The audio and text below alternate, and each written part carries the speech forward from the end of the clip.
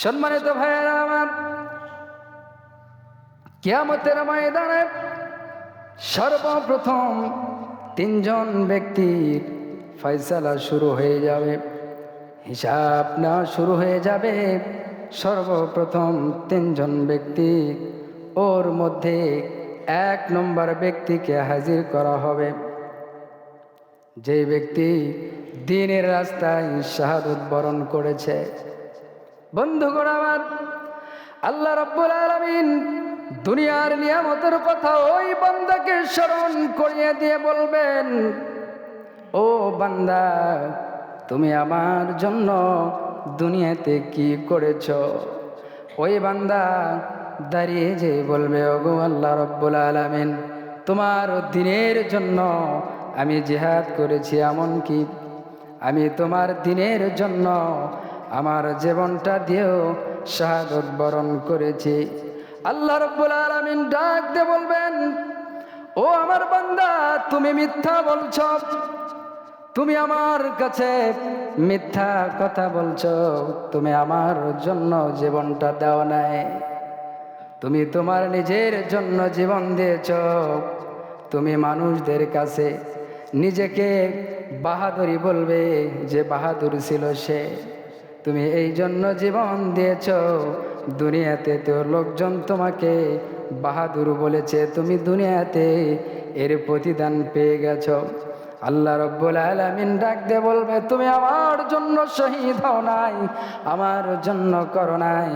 আল্লাহ রাব্বুল আলামিন বলবেন, লোকজনকে দেখানোর জন্য তুমি শহীদ হয়েছ, সুতরাং আল্লাহ রাব্বুল আলামিন ওই বান্দাকে নিম্নমুখী করে জাহান্নামে নিক্ষেপ করে দিবে। নাউজুবিল্লাহ। এরপরে 2 নম্বর ব্যক্তিকে হাজির করা হবে। আল্লাহ রাব্বুল আলামিন ওই 2 নম্বর ব্যক্তি, যে দ্বীনি ইলম শিখেছিল এবং কোরআন শিখেছিল, মানুষদেরকেও শিক্ষা দিয়েছিল। বন্ধুগণ আমার, বড় ভয় লাগে কোরআনের কথা যখন মানুষদেরকে বলি, হাদিসের কথা যখন মানুষদেরকে শোনাই, কোরআনের কথা যখন মানুষদেরকে শোনাই, যদি এই শোনানোটা যদি লোক দেখানো হয়, কিয়ামতের ময়দানে ওই সময় আল্লাহ রাব্বুল আলামিন ধরে ফেলবে। আল্লাহু আকবার। সম্মানিত ভাইরা আমার, দুনিয়ার নিয়ামতের কথা ওই বান্দাকে স্মরণ করিয়ে দিয়ে বলা হবে, তুমি আমার জন্য কি করেছ? ওই বান্দা তখন বলবে, আল্লাহ, যখন আবার বুঝ হয়েছিল তখন থেকেই দ্বীনের ইলম আমি শিক্ষা করেছি এবং মানুষদেরকেও শিক্ষা দিয়েছি। আল্লাহ রাব্বুল আলামিন ডাক দিয়ে বলবেন যে, না, তুমি মিথ্যা বলছো। লোকজন তোমাকে বড় আলিম বলবে, তোমার কণ্ঠ শুনে তোমাকে কারি সাহেব বলবে, তুমি আমার জন্য করো নাই। দুনিয়াতে তুমি আলিম হয়েছ, কারি সাহেব হয়েছ দুনিয়াতে সুখ্যাতি অর্জন করার জন্য, দুনিয়ায় তুমি এই সুখ্যাতি পেয়ে গিয়েছ, সুতরাং ওই ব্যক্তিকে সঙ্গে সঙ্গে জাহান্নামে নিক্ষেপ করা হবে। আল্লাহু আকবার। সম্মানিত বন্ধুগণ আবার, আমাদের দ্বীনের দাওয়াতটা যেন হয় আল্লাহর জন্য।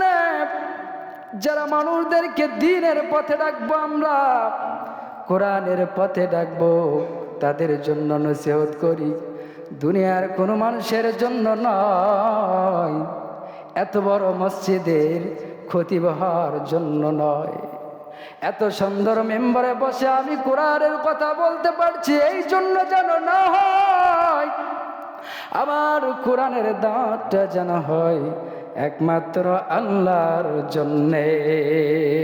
আল্লাহু আকবার। সম্মানিত ভাইয়েরা আমার, এরপরে 3 নম্বর ব্যক্তিকে ডাকা হবে। খুব খেয়াল করে শুনবেন। 3 নম্বর ব্যক্তি, আল্লাহ রাব্বুল আলামিন তাকে ধনবানের প্রশস্ততা দিয়েছিলেন, সে আল্লাহ রাস্তায় দান করত। এই 3 নম্বর ব্যক্তিকে আল্লাহ রাব্বুল আলামিন দুনিয়ার নিয়ামতের কথা স্মরণ করিয়ে দিয়ে বলবেন, তুমি আমার জন্য কি করেছো এই দুনিয়ার জমিনে? তোমাকে আমি সম্পদ দান করেছিলাম।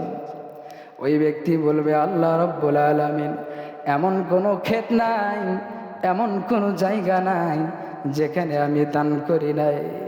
আল্লাহ রাব্বুল আলামিন বলবেন, তুমি মিথ্যা বলছ, তুমি এই জন্য দান করেছো। লোকজন তোমাকে দানবীর বলবে, লোকজন বলবে ওই জায়গায় ওই লোকটি দান করেছে, বড় দানশীল। তুমি দানশীল হওয়ার জন্য দুনিয়ায় দান করেছো, সুতরাং দুনিয়ায় তুমি এই দানশীলতার মর্যাদা পেয়ে গেছো। তুমি আমার জন্য কিছু করো নাই, নিজের জন্য যে কাজ করেছো এর প্রতিদান তুমি দুনিয়ায় পেয়েছো।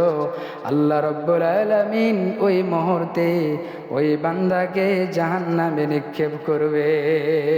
আল্লাহু আকবার। ভাইরা আমার, এই জন্য হযরতে আলী রাদিয়াল্লাহু তাআলা আনহু বলেছেন, তোমরা আমল করার প্রতি যতটা নজর দাও এর চাইতে বেশি তোমাদের নজর দেওয়া উচিত তোমাদের আমলগুলো কবুল হচ্ছে কিনা। ঠিক কিনা? আমাদের সকলেরই নজর দেওয়া উচিত যে আমরা যে আমলগুলো করছি, আমরা যে আল্লাহর রাস্তায় জিহাদ করছি, দ্বীনের দাওয়াত দিচ্ছি এবং কোরআনের দাওয়াত দিচ্ছি, আমরা আমাদের ধন সম্পদকে আল্লাহর রাস্তায় ব্যয় করছি, এগুলো কি আল্লাহর দরবারে কবুল হচ্ছে কিনা, এগুলো কি আল্লাহর সন্তুষ্টির জন্য আমরা দান করছি কিনা। আল্লাহ রাব্বুল আলামিন যেন আমাদেরকে আল্লাহর সন্তুষ্টির জন্য দান করে কিয়ামতের ময়দানে এই আমলগুলো মিজানের পাল্লায় উঠে দেয়। সকলে বলে আল্লাহুম্মা আমিন। আল্লাহ রাব্বুল আলামিন যেন আমাদেরকে দ্বীনের জন্য কবুল করে নেয়। সকলে বলে আল্লাহুম্মা আমিন।